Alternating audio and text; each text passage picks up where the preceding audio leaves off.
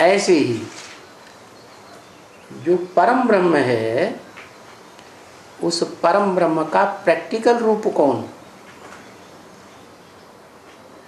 जब नई सृष्टि तैयार होती है तो प्रैक्टिकल रूप शरीरधारी चाहिए, और वो शरीरधारी आत्मा भी चाहिए। तो दोनों का मेल होता है तब संपन्नता होती है। प्रकृति के दोनों रूप, आत्मभाव वाली और परा प्रकृति, वो अपरा प्रकृति, दोनों मिलकर के एक हुई तो माता पिता का मेल प्रैक्टिकल में हुआ, तो सृजन प्रक्रिया संपन्न होती है और योगिनी का जन्म होता है। किससे? रुद्र से पहला मणका तैयार होता है, रुद्रमाला का। जो पहला मणका है वो माला के 108 मणकों के बीच में सबसे जास्ती योग वाला होगा। किसके साथ योग वाला? सिर्फ निराकार के साथ कि साकार निराकार दोनों के साथ है? सिर्फ निराकार के साथ या निराकार साकार दोनों के साथ है? दोनों का रूप जो है ना, लिंग रूप, उस लिंग रूप के स्वरूप को पहचानने वाला क्या? उसमें माता भी है, परम ब्रह्म बड़ा रूप, और पिता भी है ज्योति बिंदु आत्मिक रूप में। परम पिता समान कौन? परमात्मा। तो योग हो गया पक्का। अब जो दूसरे दूसरे मणके तैयार होते हैं नंबरवार, उनमें लास्ट मणका कौन हुआ?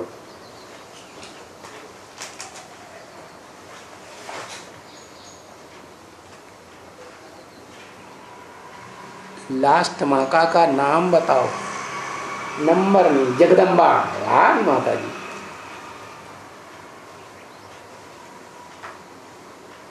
जगदम्बा, जगत पिता, दोनों मिलकर के नजदीक नजदीक जब सारा जगत प्रैक्टिकल देखने में आता है।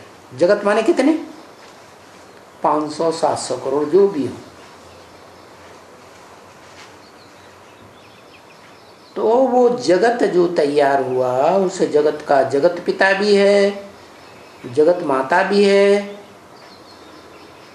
और वो मूल हो गए जहाँ से जगत शुरू होता है। लेकिन वो तो इस दुनिया में तो रहते ही नहीं हैं। कहाँ रहते हैं? भक्तों को इस दुनिया में उनसे मिलना जुलना होता है? नहीं होता। तो कहाँ क्या करते हैं फिर? तो मिलने जुलने के लिए भक्त लोगों को कहाँ जाना पड़ता है?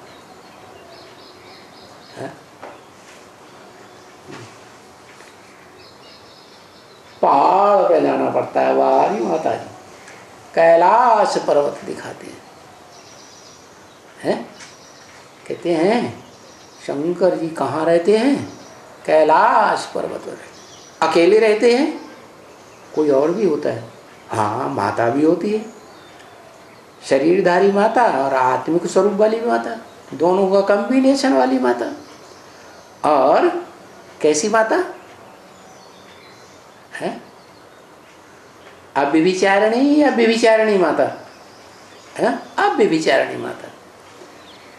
तो उन दोनों के स्वभाव संस्कार को मेल से जो जन्म हुआ, किसका हुआ? पहला रुद्रगण।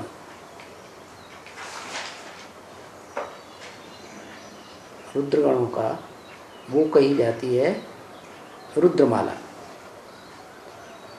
रुद्रमाला का आखिरी मणका जब समझे है जिस जो जगत पिता के बिल्कुल नज़दीक दिखाया जाता है, और दोनों मणके जो हैं वो शिव के नज़दीक हैं, निराकार के।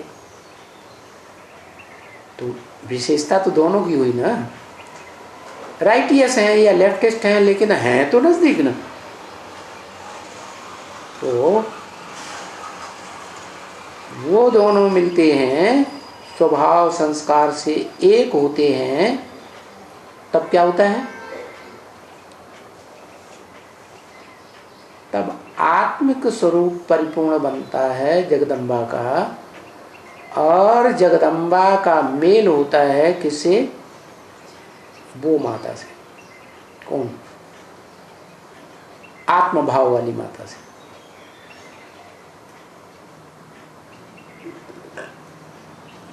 वो जो कही जाती है आत्मभाव वाली प्रकृति, वो आत्मभाव वाली प्रकृति जब वो एडवांस ज्ञान ले,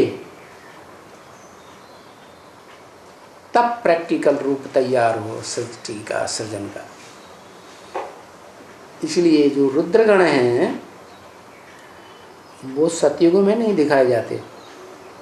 कहाँ की बात हुई है?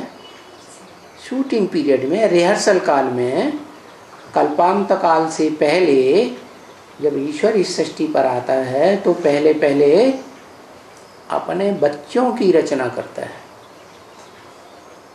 बच्चियां होती ही नहीं इसमें। क्या? शरीर भले स्त्री चोले हैं, लेकिन जन्म जन्मांतर की जो आत्मा में स्वभाव संस्कार भरे हुए हैं वो कैसे हैं? पुरुष रूप। 108 मण के रुद्रगण सब पुरुष रूप। उनमें जो अव्वल नंबर है वो थ्योरी की गहराई को समझने वाला है कि प्रैक्टिकल में भी पास होने वाला है? क्या है?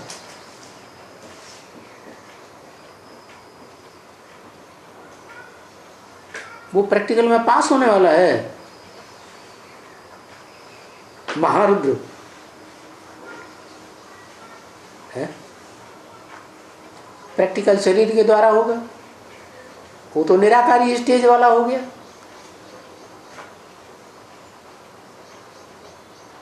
प्रैक्टिकल तो तब होगा ना जब परा और अपरा प्रकृति दोनों